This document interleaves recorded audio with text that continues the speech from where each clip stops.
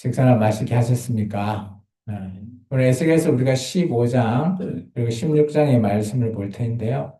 이 에스겔의 이 15장과 16장의 말씀은 참 암울한 말씀입니다. 말씀의 제목 같이 한번 크게 읽어볼까요? 시작. 네.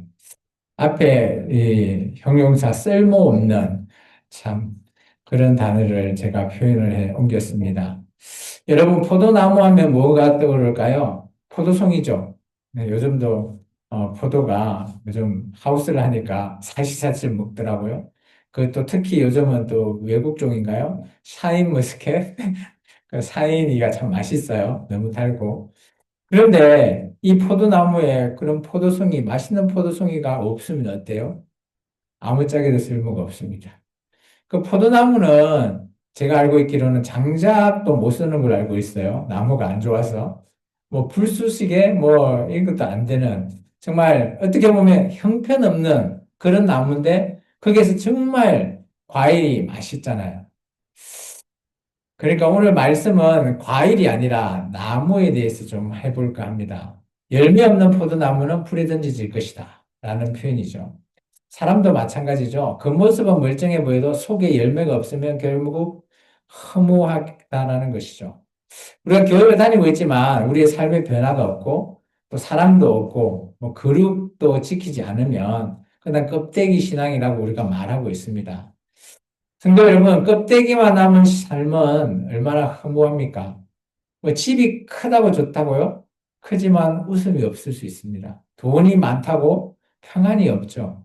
자식이 잘 돼도 가정에는 불화뿐입니다. 뭔 의미일까요? 바로 오늘의 말씀입니다.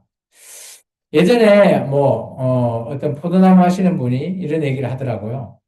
그 포도나무가 너무 잘 됐어요. 뭐 어마어마하게 잘 열리는 나무인데 한 해는 이상하게 포도가 한 송이도 안 열렸답니다. 근데 잎은 엄청 무성하게 잘 자랐대요. 근데 그 농부가 뭐 매는 그 포도나무를 가꾸니까 잘 알겠죠. 똑같이 했는데 이상하다랍니다. 그래서 결국은 어떻게 했을까요? 그 나무들을 다 그냥 베어버렸답니다. 오늘 하나님도 마찬가지예요. 우리에게 은혜를 주시고 생명을 주시고 기회를 주시는데 열매가 없으면 결국은 심판을 우리가 당할 수밖에 없습니다. 신앙생활은 저는 이렇게 생각합니다. 열매로 증명된다. 교회만 왔다 갔다 하는 게 신앙이 아니라 예배당에 앉아서 그냥 예배 드리는 것, 그게 전부가 아니라는 겁니다. 우리의 삶에서 사랑을 나눠야 되고요. 가정이나 뭐 이런 곳에서 직장에서 우리의 믿음을 지키면서 정체성을 드러내야 하는 것. 그런 것이 오늘 우리의 신앙이에요. 그런데 우리는 자꾸 껍데기만 붙이고 살죠. 나 교회 나갑니다. 직분 있습니다. 저 교회 나간 지 오래됐어요. 이거 아무짝에 쓸모 없다라고 합니다. 하나님은 말씀하시죠. 네 열매가 어딨냐? 그렇게 얘기하십니다. 여러분, 열매 없는 포도나무는 오늘 15장 말씀처럼 결국 불에 던져집니다. 그런데 더 무서운 거는 하나님께서 은혜로 키워주신 이 예루살렘이 그 은혜를 잊어버리고 배역해서, 그죠? 남편을 버린 아내같이 살아갑니다.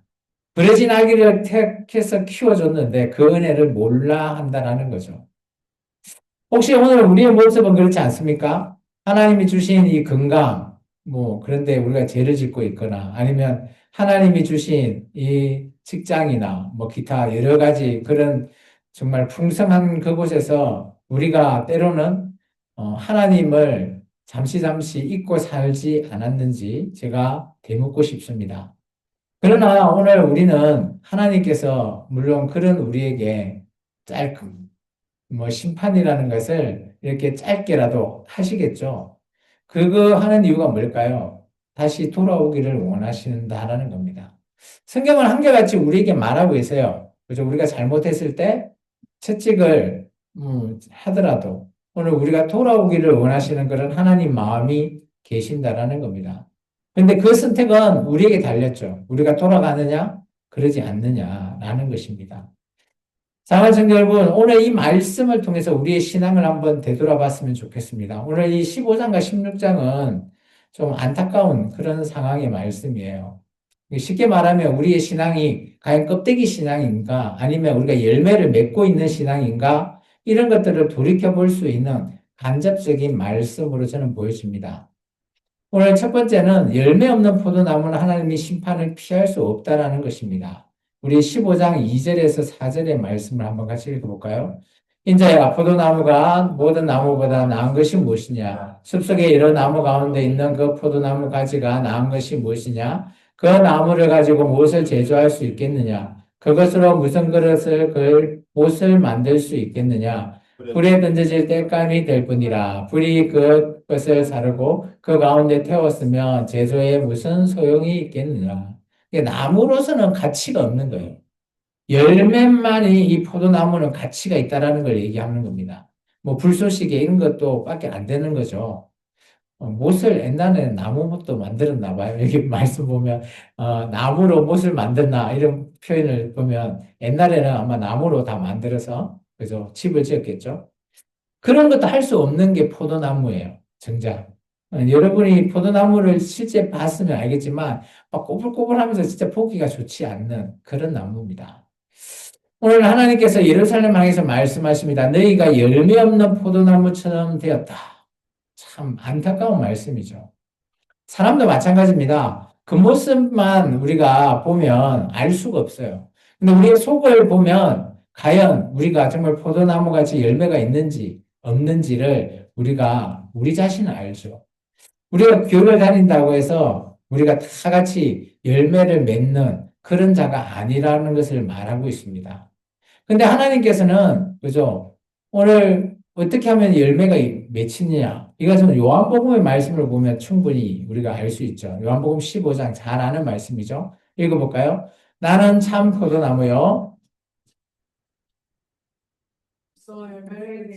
가지는 아버지께서 그것을 제거해 버리시고, 우린 열매를 맺는 가지는 더 열매를 맺게 하게 하려 그것을 깨끗하게 하시느니라.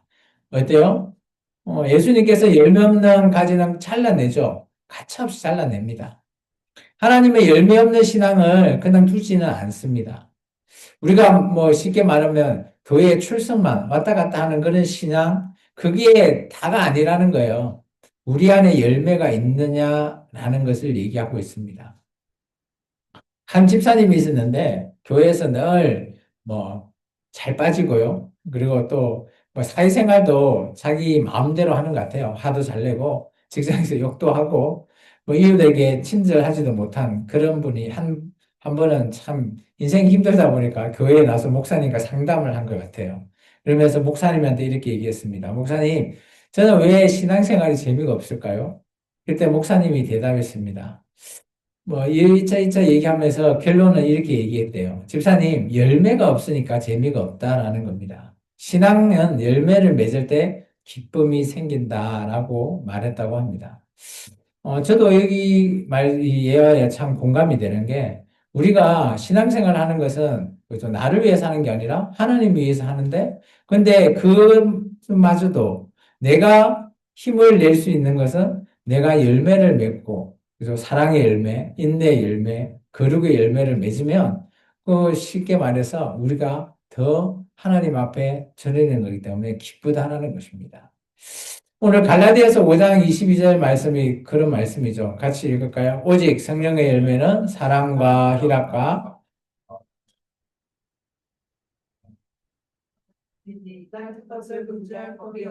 우리가 맺어야 될 열매가 이런 열매예요. 우리 삶 속에서. 열매가 없는 신앙은 불에 던져지지만 성령의 열매는 그죠? 하나님께서 기뻐하시는 그런 열매입니다. 우리가 맺어야 할 열매가 오늘 이런 열매라면 여러분께서 잘 한번 돌이켜보면서 과연 나는 이런 열매를 한 해 동안 잘 맺었나 한번 되짚어 보시기 바랍니다. 오늘 우리가 껍데기 신앙이 아니라 열매를 맺고 있는가? 그리고 물론 우리가 열매를 다 맺어버리는 결론이 아니라 우리의 인생이 열매를 맺으면서 나아가는 진행형으로 나아가는 그런 것으로 우리가 보시면 됩니다. 그래서 내가 혹시나 이 열매를 맺지 않고 있다면 우리는 회개해야 됩니다. 하나님이 회개하지 않으면 그죠? 우리가 열매 맺는 것이 멈춰버린다는 겁니다. 하나님께 나아가서 회개할 때 하나님께서 다시 우리가 열매 맺을 수 있게끔 영적으로 우리 신앙을 회복시켜 줄 줄 믿습니다. 오늘 에스겔 16장은 정말 이스라엘 민족이 하나님의 아내로서 배역했다라고 하는 그런 내용을 담고 있습니다. 예루살렘을 이렇게 버려진 아기처럼 묘사하고 있는데 좀 깁니다. 16장을 보시면.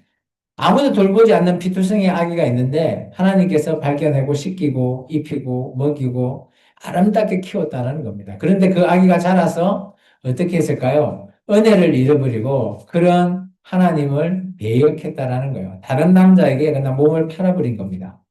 여러분, 이게 얼마나 가슴 아픈 일일까요? 하나님은 끝까지 사랑하셨는데 예루살렘은 그 사랑을 배신한 겁니다. 하나님께서 주신 뭐 금은 우상 뭐 이런 거를 우상으로 다 만들어버리고 하나님 주신 옷으로 음행해버리는 참 있을 수 없는 그런 일을 해 나가는 거죠.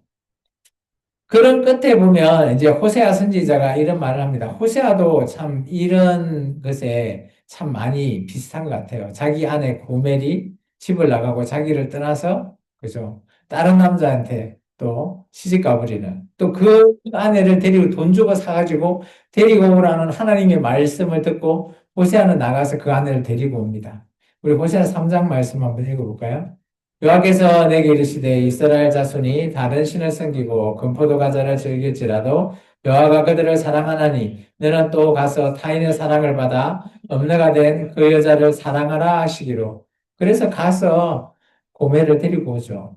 참 이런 그게 다른 사람들이 보면 이 집안이 어떤 집안일까요?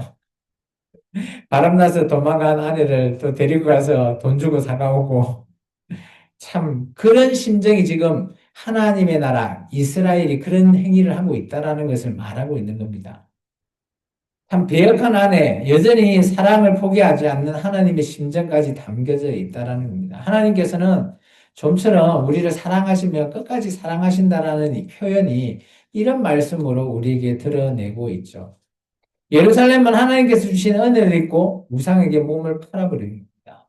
오늘날도 뭐 마찬가지일 것 같습니다. 하나님이 주신 이 건강을 죄를 짓거나 아니면 하나님이 주신 돈으로 세상을 쾌락적으로 즐긴다거나 하나님이 주신 시간을 하나님께 드리지 않고 그저 요즘 잘 나가는 OTT나 그런 뭐 SNS 이런 것에 너무 치우쳐 있다면 물론 뭐 우리도 그런 쪽으로 닮아가는 거 아닐까요?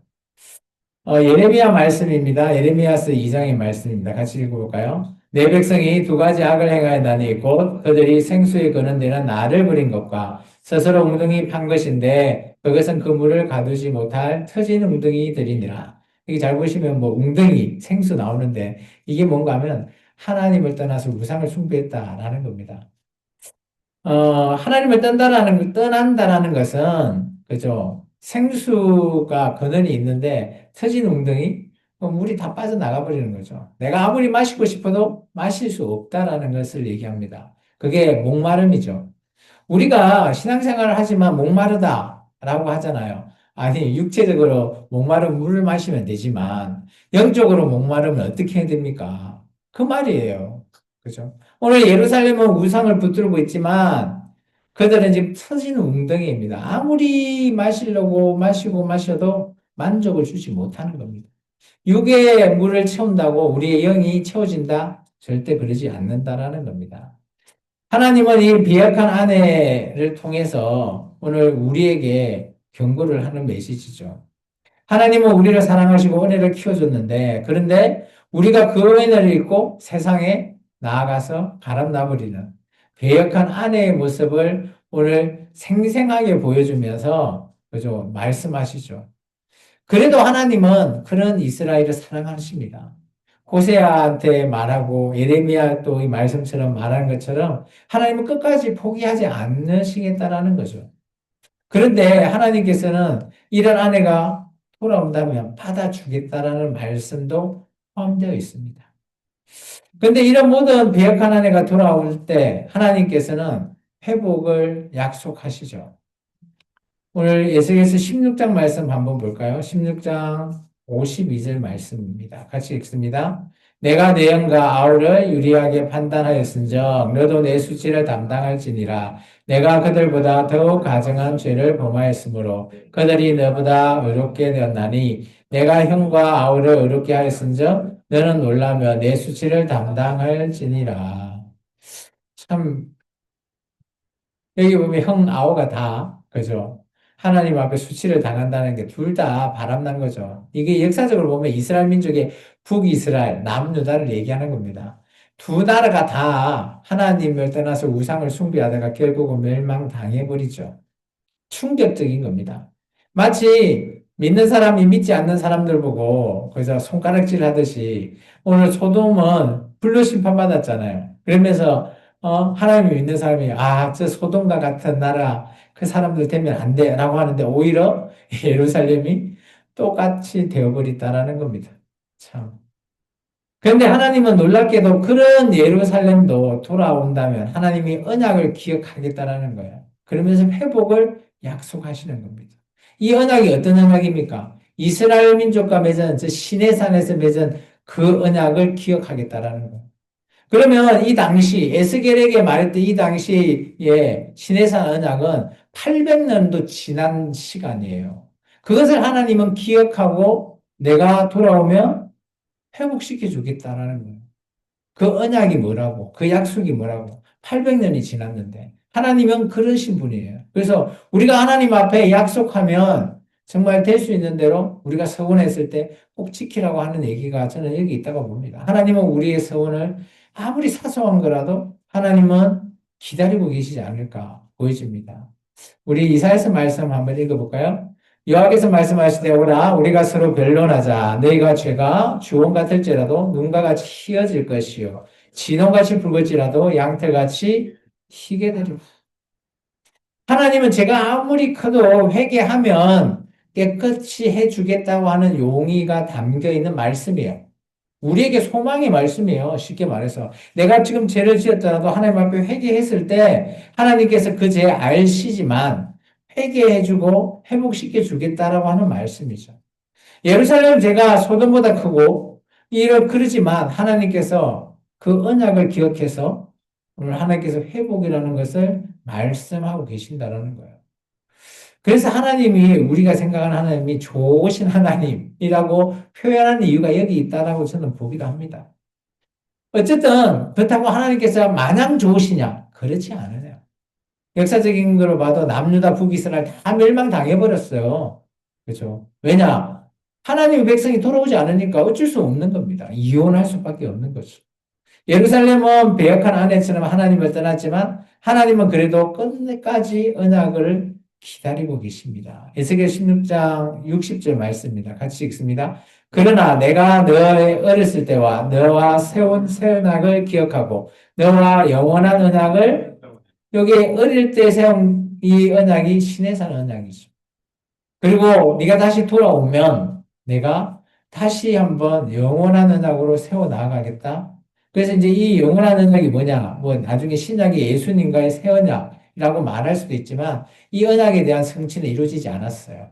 왜냐? 이스라엘 백성이 돌아오지 않았기 때문이죠. 여러분, 하나님은 심판으로 끝장내려고 하시는 것이 목적이 아니라고 누누이 말하고 있죠. 하나님은 언약을 세우시고 우리를 다시 회복시키는데 목적이 있습니다. 어떤 아버지가 있었죠. 이건 이제 우리가 탕자 비유인데, 그죠? 아들이 집에 나가고 화랑방탕하게 나갔는데, 뭐 우리 잘 아시죠? 그 아들이 돌아올 때, 그죠? 신발도 막 벌써 던지지 뛰어나가서 안 넣어주는 그 아버지의 모습.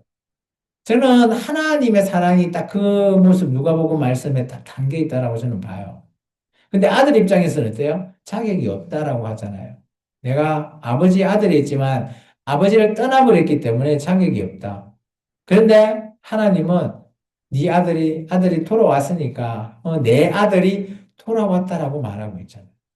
하나님은 이런 마음인 것 같습니다. 그래서 우리가 성경에서 하나님의 마음을 꼭 아셔야 되고, 그런 하나님도, 그죠? 돌아오지 않으면, 우리가 하나님께 돌아가지 않으면, 하나님은 끝끝내 기다릴 수 없다라는 것도 우리가 꼭 기억했으면 좋겠습니다. 로마서 5장의 말씀 한번 읽어볼까요? 율법이 들어온 것은 범죄를 더하게 하려 함이라. 그러나 제가 더한 곳에 은혜가 더욱 넘쳐나니. 우리가 죄라는 것을 그죠 알게 된다라는 게 율법이 있어. 법이 있으니까 알게 되는 거죠. 근데 저 아프리카 미개인들은 법이 없으니까 뭐 자기 마음대로 하는 거예요. 근데 법인 줄 알면 아, 이게 죄구나 라는 것을 깨닫죠. 그때 하나님께서 우리에게 은혜로 부어주시는 거예요. 심판은 끝이 아니라 은혜의 시작이 되는 것이죠. 하나님은 우리를 부리려고 하시는 게 아니라 심판을 통해서 우리를 깨닫게 만들고 돌아오게 만드시는 겁니다. 우리가 회개해야 될 이유, 목적이 여기 있습니다. 우리가 회개하지 않으면 우리가 하나님 앞에 다시 우리가 세워질 수가 없기 때문이에요. 절망 속에 있더라도 우리가 하나님의 언약을 기억하고 그 언약으로 돌아온다면 하나님께서는 우리를 회복시켜 줄 우리에게 소망을 주실 줄 믿습니다. 우리의 삶에도 실패도 있고요. 우리가 죄를 짓기도 하지 않습니까? 우리에게는 또 아픔의 상처도 있습니다. 그러나 하나님은 그 모든 것들을 다 덮어주시겠다라는 거예요. 회개하고 나올 때. 다시 일으켜 주신다라는 겁니다. 우리의 손을 잡아 주시겠다라는 것이죠. 그래서 우리는 절망을 굳이 할 이유는 없습니다. 그렇다고 절망 안 되지는 않겠죠. 속상하기도 하죠. 그런데 우리가 하나님 손을 붙잡을 때 우리의 뭐 마음보다는 우리의 영혼이 회복되는 겁니다. 하나님은 이런 영원한 언약 속에서 우리를 회복시키기를 원하시는 거죠. 잘 성도 여러분, 오늘 말씀을 한번 보면 포도나무가 열매가 없으면 불쏘시개 밖에 되지 않는다. 근데 이 포도나무는 하나님께서 그죠? 하나님이 포도나무라고 말씀하시잖아요. 어마어마한 겁니다. 근데 그 안에서 우리가 열매를 맺어야 되는 게 우리의 몫이라는 거예요. 근데 이 열매가 없다는 것은 하나님께서 우리를 그나 꺾어버리고 쳐버리고 완전히 없애버리시겠다라는 의미도 담겨져 있어요. 그걸 우리가 심판이라고 하죠. 예루살렘의 은혜를 잊고 배역해 버렸기 때문에 심판이라는 것을 당하게 됩니다. 그래도 하나님께서는 그 남은 자를 통해서 또 언약을 맺으시고 회복하기를 기다리셨다는 거예요. 그런 상황이 없었다면 오늘 저와 여러분이 오늘 교회라고 하는 이 존재에서 하나님을 알지 못했을 겁니다. 이 또한 하나님의 은혜죠.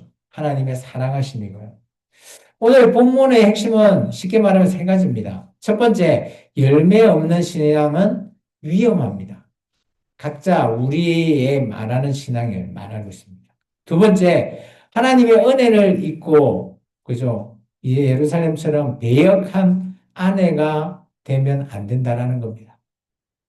세 번째, 또 우리가 우리의 죄를 깨닫고 하나님 앞에 돌아오려고 할 때 회개하면 하나님께서는 다시 언약을 세워 주시겠다라고 하는 것이 오늘 15장과 16장에 전반적으로 이루어지는 하나님의 메시지라고 저는 생각합니다. 사람은 누구나 실패하고 죄를 짓고, 그죠? 그런데 중요한 것은 우리가 하나님 앞에 돌아오는 것, 그 전에 회개라는 것을 하셔야 되는 거죠. 그래서 교회에 오면 꼭 회개 기도를 하셔라라고 하는 이유가 여기 있습니다. 하나님은 우리를 심판하시지만 심판으로 끝을 보려고 하는 것이 아니에요. 우리를 다시 살리기 위하죠. 그래서 오늘날 교회가 현재 생명나무 교회가 이곳에서 하나님을 경외하고 하나님 앞에 예배드리는 이유도 여기 있습니다. 여러분 집에 여기도 마찬가지지만 교회도 마찬가지로 차단기 있잖아요. 전기 차단지, 차단기. 전기가 가부하 들어오면 차단기가 툭 하고 떨어지잖아요. 왜 내려가죠? 왜 차단기가 툭 내려갑니까? 그죠? 목적은, 그죠? 집의 불나는 것을 방지하는 게 목적이에요. 이 차단기처럼 탁 떨어지면 불이 꺼지긴 하지만 그보다 더 큰 거, 불나는 것을 막는 거예요. 마치 심판이 그런 거예요. 차단기처럼 딱 떨어지면서 우리를 경고를 주는 이유가 우리가 멸망당하는 꼴을 하나님께서 보시지 않으려고 하시는 겁니다. 사랑하는 성도 여러분, 신앙생활은 열매로 증명된다라고 오늘 말하고 있습니다. 교회만 왔다 갔다 하는 거 물론 중요하죠. 근데 우리의 신앙이 극으로 끝내거나 만족하면 안 된다라는 겁니다. 우리의 삶에서, 그죠? 사랑을 나누고, 가정에서 믿음으로 또 훈계하고 양육하고, 직장에서 우리가 정직한 모습으로 다른 사람한테 본이 될 때, 우리의 신앙이 증명될 줄 믿습니다. 그러다 보면 우리에 있는 열매가 맺혀져 나아간다라고 봅니다. 따라서 오늘 우리가 하나님의 이 말씀처럼 우리가 열매 맺는 신앙인으로 나아가기를 바랍니다. 마지막으로 하나님의 언약을 기억하면서 우리가 뭐 실패할 수도 있어요. 넘어질 수도 있습니다. 그렇지만 우리는 끝까지 하나님의 언약을 기억합시다. 그래서 오늘 60절 말씀 우리가 좀 전에 봤지만 너와 내가 영원히 언약을 세우겠다라고 하는 하나님의 이 말씀을 우리가 꼭 기억하십시오. 내가 또 하나님이 우리와 함께 언약을 세우시겠다. 이 말은 하나님이 우리를 버리지 않겠다라는 거예요. 구약 성경의 대부분은 하나님을 떠나버렸기에 멸망당하지, 하나님을 끝까지 붙잡은 사람은 하나님의 그 은혜 가운데 함께 했다라는 사실을 꼭 기억하십시오. 그것이 오늘 중요한 이 에스겔 15장과 16장의 말씀으로 여겨집니다. 사랑하는 성도 여러분, 하나님께 돌아오시고 또 하나님께 회개하시고 하나님께 열매 맺는 신앙인으로서 오늘 한번 다시 우리의 신앙을 재조정하셔서 하나님께 영원한 언약으로 오늘 함께 살아내는 귀한 우리의 삶이 되기를 주의 이름으로 축원합니다. 기도하겠습니다. 참 좋으신 아버지 하나님 감사합니다.